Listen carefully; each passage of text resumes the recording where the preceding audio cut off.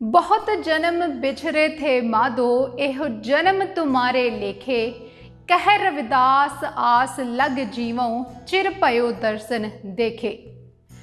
भगत रविदास जी सिख जगत दे एक बड़े ही सत्कारयोग भगत ने। अजिहे भगत जिन्हां नूं गुरु साहिबाना दे वल्लों आप सत्कारिया गया। असी सब भगत रविदास जी नूं जाणदे हां, उन्हां नूं पूजदे हां, उन्हां दी बाणी नूं पढ़दे हां, उन्हां दीयां रचनावां नूं, क्योंकि उन्हां दी रचना नूं गुरु ग्रंथ साहिब जी दे विच गुरुआं दे वल्लों एक तरह नाल निवाजिया गया है। भगत रविदास जी नूं उन्हां दी रचना नूं गुरु ग्रंथ साहिब जी दे विच दर्ज करके एक गुरु दे रूप दे विच उस बाणी नूं, भगत रविदास जी दी बाणी नूं असीं पढ़दे हां, सत्कारदे हां, पूजदे हां, नमस्कार करदे हां। उसे भगत रविदास जी दा अज जन्म दिहाड़ा समुचिया संगतां दे वल्लों मनाया जा रहा है। जेकर भगत रविदास जी दे जीवन की गल करिए तां ओह अपना कार विहार करदे करदे नाल हर वक्त ही परमात्मा की सिफत सलाह दे विच जुड़े रहंदे सी, सिमरन करते रहंदे सी। घरदियां ने उन्हां दा विआह कीता, गृहस्थ जीवन भी उन्हां नूं परमात्मा दे नालों तोड़ नहीं सकिया। ओह चमार सी, अपना काम करते, जुत्तियां नूं गंढण दा, सीण दा काम करते, पशुआं मरे हुए पशुआं की ढोआ ढुआई का काम करते, पर परमात्मा की सिफत सलाह करना वो बिल्कुल नहीं सी छड्डदे। अठे पहर ओह परमात्मा का सिमरन करते रहंदे सी। लोड़वंदां दी मदद करनी, हमदर्दी जताउणी, जेकर किसी नूं भी उन्हां दी सहायता की लोड़ है तो उन्हां दी सहायता करते, चंगे काम करते। ते जिहड़े बहुत एक जिस करके उन्हां नूं जाणिया जांदा है कि उन्हां ने दलित अछूत शूद्रां दे वास्ते बहुत भलाई दे काम कीते आ। वो खुद नीवी जात दे सन, उन्होंने जिहड़ा ब्राह्मणवादी समाज सीगा उहदे विच उन्हां नूं नीवी जात दे गिणिया जांदा सी ते चंगे नहीं सी समझिया जांदा। जिहड़े कट्टड़पंथी ब्राह्मण सी उस वेले दे वो नफरत करदे सी भगत रविदास जी तो, ये नीवी जात दा आ ते इह धार्मिक उपदेश लोकां नूं क्यों दिंदा आ, क्योंकि उस कट्टड़पंथी ब्राह्मणवादी जिहड़ा समाज सी उहदे विच जिहड़े अछूत लोग सी उन्हां दे नाल जानवरां दे नालों, पशुआं दे नालों भी भैड़ा व्यवहार किया जाता सी। जेकर कोई धर्म कर्म का काम करता सी उसनूं बहुत सारे तसीहे चलाने पैंदे। मनु सिमरती जिहड़े ग्रंथ आ उन्हां दे विच तां इह दर्ज है कि जेकर कोई अछूत बाणी पढ़दा है, मतलब कि जिहड़ा राम से उन्हां दा भजन है, उस वेले जिहड़े ब्राह्मण गीता का पाठ करदे आ जां जो भजन करदे आ, जेकर कोई अछूत इस तरह करदा सी उसकी जीभ कट दी जाती सी। ते जेकर कोई भजन गायन नूं सुणदा सी तां इह कहा गया कि उसके कान विच सिक्के नूं ढाल के पा दिता जांदा सी तां कि दोबारा कदे सुन ना सके। अजिहा दुर्व्यवहार उन्हां दे नाल कीता जांदा सी। उन्हां नूं अजिहे चिक्कड़ दे विचों कड्ढण दा काम कीता भगत रविदास जी ने।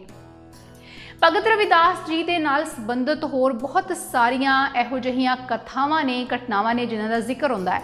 एक जिक्र आउंदा है कि चित्तौड़ दी राणी चाली बाई जिहड़ी कि भगत रविदास जी दी चेली बन गई सी, उन्हां दी भगत बन गई सी ते ब्राह्मणां नूं उहने भोजन करवाया सी, जिहदे विच भगत रविदास जी खुद गए सी ते जिहड़े ब्राह्मण सी वो नहीं सी चाहुंदे, उन्होंने मना कर दिता कि यह नीवी जात का बंदा साडे विच बैठ के भोजन नहीं करेगा। भगत रविदास जी निम्रता दे पुंज सन, उन्होंने कहा कि कोई नहीं, मैं बाद विच छक लवांगा। ते जदों यह बहुत सारिया किताबां दे विच इसका जिक्र आउंदा है कि जदों सारे ब्राह्मण भोज करन लगे तां उन्हां नूं अपने हर एक दे नाल भगत रविदास जी बैठे भोजन करते दिखाई दिते। एक करामाती घटना जिहड़ी भगत रविदास जी के जीवन की घटना दसी जाती है। भगतां दे गुरुआं दे जीवन दे विच अजिहियां करामाती घटनावां दी गल करनी एक बहुत छोटी मोटी गल हो जाती है, क्योंकि वो तो खुद रब का रूप हुंदे ने। रब का रूप जिवें कि गुरु साहिबाना ने बहुत सत्कार दिता भगत रविदास जी नूं, उन्हां नूं निवाजिया, उन्हां दी बाणी नूं गुरु ग्रंथ साहिब जी की बाणी दे विच दर्ज कर दिता। गुरु ग्रंथ साहिब जी की बाणी विच भगत रविदास जी के 40 शब्द दर्ज हैं जिन्होंने असी पढ़ते हाँ, सुनते हाँ। इन्नी मिठी बाणी साडे जीवन के बारे चानना पाउंदी है, की करना चाहिए है तो की असी करते हैं। भगत रविदास जी के ये 40 शब्द जिहड़े गुरु ग्रंथ साहिब जी दे दर्ज ने, ये तो बाहर दी भी बहुत सारी जिहड़ियां रचनावां भगत रविदास जी दियां ने, पर ਜਿਹੜੀ ਬਾਣੀ ਗੁਰੂ ਗ੍ਰੰਥ ਸਾਹਿਬ ਜੀ ਦੇ ਵਿੱਚ ਬਾਣੀ ਦਰਜ ਹੈ 40 ਸ਼ਬਦ ਉਹ ਸਭ ਤੋਂ ਵੱਧ ਪ੍ਰਮਾਣਿਕ ਮੰਨੀ ਜਾਂਦੀ ਹੈ ਤੇ ਜਿਹੜੀਆਂ ਬਾਕੀ ਰਚਨਾਵਾਂ ਆ ਉਹਨਾਂ ਦੀ ਪ੍ਰਮਾਣਿਕਤਾ ਦੇ ਉੱਤੇ ਸ਼ੱਕ ਜ਼ਾਹਿਰ ਕੀਤਾ ਜਾਂਦਾ ਹੈ। ਤੇ ਜਿਹੜੀ ਗੁਰੂ ਗ੍ਰੰਥ ਸਾਹਿਬ ਜੀ ਦੀ ਬਾਣੀ ਹੈ ਭਗਤ ਰਵਿਦਾਸ ਜੀ ਦੀ ਜੋ ਦਰਜ ਕੀਤੀ ਹੈ ਉਹ ਗੁਰੂ ਸਾਹਿਬਾਨਾਂ ਨੇ ਆਪ ਕੀਤੀ ਹੈ, ਉਹਦੇ ਤੇ ਅਸੀਂ ਸ਼ੱਕ नहीं कर सकते क्योंकि गुरु ग्रंथ साहिब जी नूं असीं अपना गुरु मानते हाँ। वो सब तो वध प्रमाणिक बाणी भगत रविदास जी की है। भगत रविदास जी के बारे कुछ विद्वानां ने कुछ जिहड़े गलत मत आ वो फैलाए हुए ने, जिवें कि कुछ विद्वान ये लिखते हैं कि भगत रविदास जी संत रामानंद जी के चेले सी, यानी कि संत रामानंद जिहड़े कि खुद मूर्ति पूजक ब्राह्मण सी वो भगत रविदास जी के गुरु सन। पर जेकर आपां जो श्रोमणी गुरुद्वारा प्रबंधक कमेटी के वलों किताब छापी गई है भगत रविदास जी का जीवन ते विचारधारा, उहदे विच ये दर्ज है कि जिहड़े मुख विद्वान आ जिन्हां ने भगत रविदास जी के जीवन उन्हां दी रचना के उत्ते काम किया है, जिवें कि डॉक्टर मैकलॉड, डॉक्टर पदम, डॉक्टर कोलवट ते जसबीर सिंह साबर, यह इस मत के नाल सहमति नहीं प्रगटाउंदे। इन्हां ने काम किया, इन्हां ने उन्हां दे जीवन नूं जानन तो बाद उन्हां दे जीवन दे इतिहास जो पढ़िया है जो भी है उस तो बाद इस नतीजे उत्ते पुजे ने कि भगत रविदास जी का गुरु पार ब्रह्म परमेश्वर आप सी। भगत रविदास जी ने भी जो बाणी लिखी है उहदे विच किते भी यह जिक्र नहीं आउंदा कि संत रामानंद जी उन्हां दे गुरु सी, सगों भगत रविदास जी की बाणी दे विच इस गल दा जरूर पता लगता है कि उन्हां ने जिहड़े महापुरखों तो प्रेरणा लई उन्हां दा अपनी बाणी दे विच जिक्र जरूर किया है। जिवें कि उन्हां दा फरमान है, उन्हां दी एक गुरु ग्रंथ साहिब जी की बाणी विच तुक आउंदी है, नामदेव कबीर तिलोचन सदना सैन हरै, कह रविदास सुनो रे संतो हर जियो ते सबै सरै। फिर पंजवें पातशाह गुरु अर्जन देव जी भी भगत रविदास जी बारे कुछ लिखते हैं। वो लिखते आप कि भगत रविदास जी का कोई देहधारी गुरु उन्होंने भी नहीं मन्या। वो लिखते हैं कि भगत रविदास जी ने परमात्मा की प्राप्ति सतसंग के द्वारा की है। गुरु अर्जन देव जी फरमाते ने रविदास ढोवंता ढोर नीत तिन त्यागी माया, प्रगट होआ साध संग हर दर्शन पाया। सो भगत रविदास जी संत रामानंद नूं अपना गुरु नहीं सी मानते, उन्होंने गुरु है ही नहीं सी संत रामानंद, ते ना ही भगत रविदास जी नूं हिंदू धर्म जां वेदां दे अनुसार ही असीं मान सकते हाँ। भगत रविदास जी तां एक अकाल पुरख की आराधना करते सी, एक अकाल पुरख दे विच विश्वास, दृढ़ता ते निश्चा रखते सी, श्रद्धा रखते सी। अपने अनुभव ते अपनी साधना तो उन्होंने ये उच्ची पदवी प्राप्त की सी जिथों तक वो पुजे, तो उन्हों की बाणी फिर गुरु ग्रंथ साहिब जी दे विच दर्ज हुई, जिसनों अज असीं अपना गुरु समझ के पढ़ते हाँ, मत्था टेकते हाँ। भगत कबीर जी ने भी इस गल की हामी भरते हुए उचारिया है भगत रविदास जी बारे कि भगत रविदास जी एक हरी तो छुट किसी होर विच श्रद्धा नहीं सन रखते। हर सो हीरा छाड़ के करहे आन की आस, ते नर दोजक जाहेंगे सत भाखै रविदास। अजिहा फरमांदे ने भगत कबीर जी भगत रविदास जी के बारे। फिर भगत रविदास जी ने जो बाणी लिखी है उहदे तो सानू ये पता लग जाता है कि किसी भी देवी देवते किसी भी अवतार दे तुल उन्हां दे बराबर वो परमात्मा नूं नहीं रखते, परमात्मा की किसी दे नाल तुलना करते ही नहीं आ। भगत रविदास जी फरमांदे ने कह रविदास अकथ कथा बहु काय करीजै, जैसा तू तैसा तू ही क्या उपमा दीजै। फिर ये भी नाल ही कहते ने जह जह जाओ तहां तेरी सेवा, तुम सो ठाकुर और ना देवा। इत्थे एक गल होर विचारण वाली है भगत रविदास जी के बारे।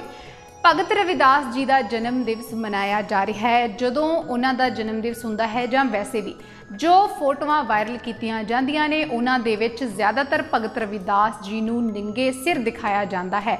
उन्हां दे केस खुले ते नंगे सिर नंगे केस उन्हां नूं दिखाया जाता है ते उस फोटो दे नाल गुरबाणी दीआं तुकां लिखियां होंदियां ने जो बाणी गुरु ग्रंथ साहिब जी दे विच दर्ज है। हुण आप ही सोचो कि यह कितना कु जायज़ है कि गुरु दा सिख गुरु दा भगत अजिहा कर सकता है जिहो जिहा असीं उन्हां दा रूप बना के उसनूं दुनिया दे अगे पेश कर रहे हैं। असीं लोग फिर भी किते ना किते केस नंगे रख सकते हाँ, नंगे सिर रह लैंदे हां, पर भगत लोग जिहड़े ਸਾਰਾ दिन परमात्मा भगती ਦੇ ਵਿੱਚ ਜੁੜੇ ਰਹਿੰਦੇ ਸੀ, ਉਹ ਕਿਸ ਤਰ੍ਹਾਂ ਨੰਗੇ ਸਿਰ ਰਹਿ ਸਕਦੇ ਨੇ। ਤੇ ਵੈਸੇ ਵੀ ਜਿਹੜੇ ਪੁਰਾਤਨ ਸਮੇਂ ਵੱਲ ਦੇਖੇ ਤੇ ਜਿਹੜੇ ਆਪਣੇ ਧਰਮ ਦੇ ਵਿੱਚ ਪੱਕੇ ਹਿੰਦੂ, ਮੁਸਲਮਾਨ, ਈਸਾਈ ਕੋਈ ਵੀ ਨੰਗੇ ਸਿਰ ਨਹੀਂ ਸੀ ਰਹਿੰਦਾ। ਆਪਣੇ ਸਿਰ ਨੂੰ ਕਿਸੇ ਨਾ ਕਿਸੇ ਕੱਪੜੇ ਦੇ ਨਾਲ ਢੱਕ ਕੇ ਰੱਖਿਆ ਜਾਂਦਾ ਸੀ। ਤੇ ਫਿਰ ਜਦੋਂ ਸਿੱਖ ਧਰਮ ਦੀ ਗੱਲ ਆਉਂਦੀ ਹੈ, ਇਹ ਲਾਜ਼ਮੀ ਹੋ ਜਾਂਦਾ ਹੈ ਸਿਰ ਨੂੰ ਢਕਣਾ। ਗੁਰੂ ਨਾਨਕ ਦੇਵ ਜੀ ਦੀ ਵਿਚਾਰਧਾਰਾ ਦੇ ਉੱਤੇ ਚੱਲਦੇ ਹੋਏ ਭਗਤ ਰਵਿਦਾਸ ਜੀ ਨੰਗੇ ਸਿਰ ਕਿਵੇਂ ਰਹਿ ਸਕਦੇ ਨੇ, ਜਿਹੋ ਜਿਹੀ ਅੱਜ ਉਹਨਾਂ ਦੇ ਰੂਪ ਨੂੰ ਬਣਾ ਕੇ ਪੇਸ਼ ਕੀਤਾ ਜਾ ਰਿਹਾ ਹੈ। ਨੰਗੇ ਸਿਰ ਉਹਨਾਂ ਦੀ ਫੋਟੋ ਦੇ ਨਾਲ ਗੁਰਬਾਣੀ ਦੀਆਂ ਤੁਕਾਂ ਨੂੰ ਲਾ ਕੇ ਵਾਇਰਲ ਕੀਤਾ ਜਾ ਰਿਹਾ ਹੈ ਭਗਤ ਰਵਿਦਾਸ ਜੀ। ਸੋ ਇਹਨਾਂ ਚੀਜ਼ਾਂ ਦੇ ਵੱਲ ਧਿਆਨ ਦੇਣ ਦੀ ਬਹੁਤ ਜ਼ਿਆਦਾ ਲੋੜ ਹੈ।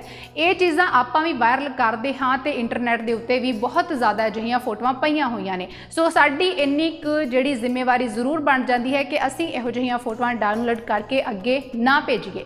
ਸੋ ਜਾਂਦੇ ਜਾਂਦੇ ਭਗਤ ਰਵਿਦਾਸ ਜੀ ਦੇ ਮਨੁੱਖਤਾ ਦੇ ਵਾਸਤੇ ਕੀ ਉਪਦੇਸ਼, ਉਹਨਾਂ ਦੀ ਇੱਕ ਬਹੁਤ ਵਧੀਆ ਉਹਨਾਂ ਦਾ ਫੁਰਮਾਨ ਹੈ ਉਹਨਾਂ ਦੀ ਬਾਣੀ ਦੇ ਵਿੱਚ ਪਰਮਾਤਮਾ ਦੇ ਬਾਰੇ। ਪਰਮਾਤਮਾ ਕਿੱਥੇ ਹੈ, ਕਿਹੋ ਜਿਹਾ ਹੈ।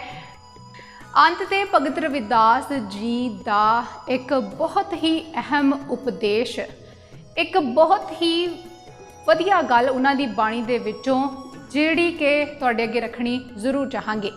ਉਹਨਾਂ ਨੇ ਦਾ ਇੱਕ ਫੁਰਮਾਨ ਹੈ ਗੁਰਬਾਣੀ ਦੇ ਵਿੱਚ, ਪਰਮਾਤਮਾ ਕਿੱਥੇ ਰਹਿੰਦਾ ਹੈ, ਉਹ ਸਾਡੇ ਤੋਂ ਕਿੰਨਾ ਕੁ ਦੂਰ ਹੈ। ਭਗਤ ਰਵਿਦਾਸ ਜੀ ਕਹਿੰਦੇ ਨੇ ਕਿ ਪਰਮਾਤਮਾ ਸਾਡੇ ਹੱਥਾਂ ਪੈਰਾਂ ਤੋਂ ਵੀ ਜ਼ਿਆਦਾ ਨੇੜੇ ਹੈ ਸਾਡੇ। ਜੀ ਹਾਂ, ਭਗਤ ਰਵਿਦਾਸ ਜੀ ਦਾ ਉਪਦੇਸ਼ ਹੈ, ਕਹ ਰਵਿਦਾਸ ਹਾਥ ਪੈ ਨੇੜੇ। ਸਾਡੇ ਹੱਥ ਪੈਰ ਜੋ ਕਿ ਹਮੇਸ਼ਾ ਸਾਡੇ ਨਾਲ ਰਹਿੰਦੇ ਨੇ ਤੇ ਪ੍ਰਮਾਤਮਾ ਅਕਾਲ ਪੁਰਖ ਇਸ ਤੋਂ ਵੀ ਨੇੜੇ ਹੈ ਸਾਡੇ, ਉਹ ਸਾਡੇ ਨੇੜੇ ਵਾਸਤਾ ਹੈ। ਸੋ ਕਦੇ ਵੀ ਪ੍ਰਮਾਤਮਾ ਨੂੰ ਇਹ ਨਹੀਂ ਸੋਚਣਾ ਚਾਹੀਦਾ, ਕੋਈ ਵੀ ਦੁਨੀਆ ਦਾ ਇਨਸਾਨ ਤੁਹਾਡੇ ਤੋਂ ਦੂਰ ਹੋ ਸਕਦਾ ਹੈ ਪਰ ਪ੍ਰਮਾਤਮਾ ਜਿੱਥੇ ਮਰਜ਼ੀ ਚਲੇ ਜਾਓ ਤੁਹਾਡੇ ਨਾਲ ਹੀ ਰਹੇਗਾ, ਹਮੇਸ਼ਾ ਅੰਗ ਸੰਗ ਰਹਿੰਦਾ ਹੈ। ਭਗਤ ਰਵਿਦਾਸ ਜੀ ਜਿਨ੍ਹਾਂ ਨੂੰ ਨੀਵੀਂ ਜਾਤ ਦੇ ਮੰਨਿਆ ਜਾਂਦਾ ਸੀ, ਜਿਨ੍ਹਾਂ ਨੂੰ ਧਰਮ ਕਰਮ ਦੇ ਕੰਮ ਕਰਨ ਦੀ ਆਜ਼ਾਦੀ ਨਹੀਂ ਸੀ, ਧਾਰਮਿਕ ਆਜ਼ਾਦੀ ਉਹਨਾਂ ਨੂੰ ਨਹੀਂ ਸੀ, ਉਹਨਾਂ ਨੂੰ ਇੰਨੀ ਉੱਚੀ ਪਦਵੀ ਮਿਲੀ। ਕਿਵੇਂ ਮਿਲੀ? ਉਹਨਾਂ ਨੇ ਪੂਰੇ ਜੀਵਨ, ਆਪਣਾ ਪੂਰਾ ਜੀਵਨ ਪਰਮਾਤਮਾ ਦੀ ਸਿਫਤ ਸਲਾਹ ਕੀਤੀ, ਲੋੜਵੰਦਾਂ ਦੀ ਮਦਦ ਕੀਤੀ, ਮਨੁੱਖਤਾ ਦੇ ਨਾਲ ਪਿਆਰ ਕੀਤਾ। ਇਸੇ ਕਰਕੇ ਉਹਨਾਂ ਨੂੰ ਇਹ ਉੱਚੀ ਪਦਵੀ ਮਿਲੀ। ਉਹਨਾਂ ਨੇ ਨਹੀਂ ਮੰਨਿਆ ਨੀਵੀਂ ਜਾਤ ਹੈ ਜਾਂ ਕਿਵੇਂ ਆ। ਉਹਨਾਂ ਦਾ ਸਿਰਫ ਇਹੋ ਹੀ ਕਹਿਣਾ ਹੈ ਕਿ ਪਰਮਾਤਮਾ ਦੀ ਨਜ਼ਰ ਦੇ ਵਿੱਚ ਸਾਰੇ ਜੀਵ, ਸਾਰੇ ਇਨਸਾਨ ਇੱਕ ਬਰਾਬਰ ਨੇ। ਉਹਨੇ ਹੀ ਸਾਨੂੰ ਨੀਵੀਂ ਜਾਤ ਦੇ ਵਿੱਚ ਬਣਾ ਕੇ ਭੇਜਿਆ ਹੈ, ਤਾਂ ਸਾਡਾ ਕੀ ਕਸੂਰ ਆ? ਕੰਮ ਹੈ ਸਾਡਾ ਉਸ ਦਾ ਨਾਮ ਸਿਮਰਨ ਕਰਨਾ, ਕਿਉਂਕਿ ਪਰਮਾਤਮਾ ਨੂੰ ਪਾਉਣਾ ਅਮੀਰਾਂ ਗਰੀਬਾਂ ਦੀ ਖੇਡ ਨਹੀਂ ਹੈ। ਪਰਮਾਤਮਾ ਨੂੰ ਪਾ ਸਕਦਾ ਹੈ ਪ੍ਰੇਮ ਦੇ ਨਾਲ, ਦਿਲੋਂ ਭਿੱਜ ਕੇ। ਜੋ ਬੰਦਾ ਨਾਮ ਸਿਮਰਨ ਕਰੇ, ਮਨੁੱਖਤਾ ਦੇ ਵਾਸਤੇ ਭਲਾ ਮੰਗੇ, ਉਸ ਦੀ ਭਲਾਈ ਕਰੇ। ਭਗਤ ਰਵਿਦਾਸ ਜੀ ਨੇ ਨਾਮ ਸਿਮਰਨ ਸੇਵਾ ਉੱਤੇ ਪੂਰਾ ਜ਼ੋਰ ਦਿੱਤਾ। ਉਹਨਾਂ ਨੇ ਮਨੁੱਖਾ ਜਨਮ ਨੂੰ ਸਭ ਤੋਂ ਵਧੀਆ ਜਨਮ, ਦੁਲੱਭ ਜਨਮ ਕਿਹਾ ਹੈ। ਉਹ ਕਹਿੰਦੇ ਨੇ ਦੁਲੱਭ ਜਨਮ ਪੁੰਨ ਫਲ ਪਾਇਓ। ਇਹੀ ਉਹ ਜਨਮ ਆ ਜਿਹਦੇ ਵਿੱਚ ਅਸੀਂ ਚੰਗੇ ਕੰਮ ਕਰ ਸਕਦੇ ਹਾਂ, ਬਾਣੀ ਸਿਮਰਨ ਪੜ੍ਹ ਸਕਦੇ ਹਾਂ ਤੇ ਜਿਹਦੇ ਨਾਲ ਅਸੀਂ ਉੱਚੀ ਪਦਵੀ ਪ੍ਰਾਪਤ ਕਰ ਸਕਦੇ ਹਾਂ। ਅੱਜ ਚਾਹੇ ਅਸੀਂ ਕਿਹੋ ਜਿਹੀ ਵੀ ਜਾਤ ਦੇ ਵਿੱਚ ਹੋਈਏ, ਕਿਹੋ ਜਿਹੇ ਵੀ ਘਰ ਦੇ ਵਿੱਚ ਹੋਈਏ, ਅਮੀਰੀ ਵਿੱਚ ਹੋਈਏ, ਗਰੀਬੀ ਦੇ ਵਿੱਚ ਹੋਈਏ।